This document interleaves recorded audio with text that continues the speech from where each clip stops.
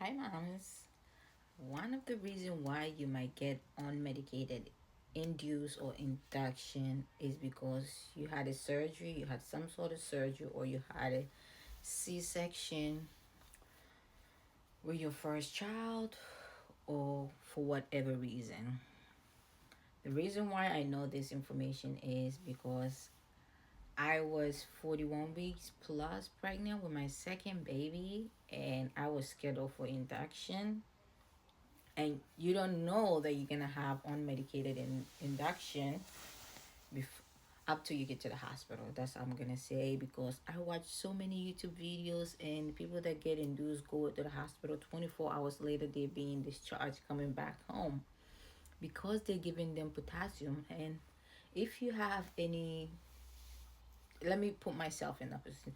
If you have any surgery, I had a C-section, so my body was cut. And C-section, you get cut 7 layers before you get to your baby. So the reason why they cannot give you medical induce when you have a surgery or you have a C-section is because it can make stuff work so fast, and it can open the wound even though the wound is old, new, however it is.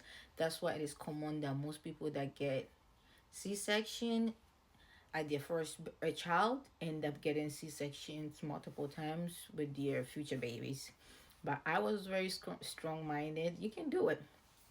I was very strong-minded that I wanted to have a vaginal birth because I didn't like how I felt when I had my C-section. So I had to let my husband be my motivator. I keep have to tell him, then let me change my mind in case I'm in so much pain. So let's get back to the unmedicated induction. So the unmedicated induction happened when I got to the hospital, and they told me, oh, you had a C-section, so you cannot have the medical induced to get stuff work faster. So we got to do it naturally. So they had to stick a balloon inside and blow it up to help my cervix dilate or open because my body couldn't go into labor naturally. So that's how I ended up having unmedicated induction, and that's how I ended up knowing what it is.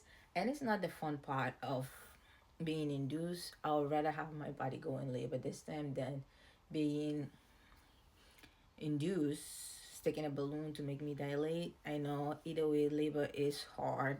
Either way, I have experienced all three. It's like it's crazy. So 3 days into the process, because it takes longer, everybody's body is different, and my baby was so chill, he didn't want to get up. So 3 days later, till I was more open, my water broke the third day, and I was able to have my baby.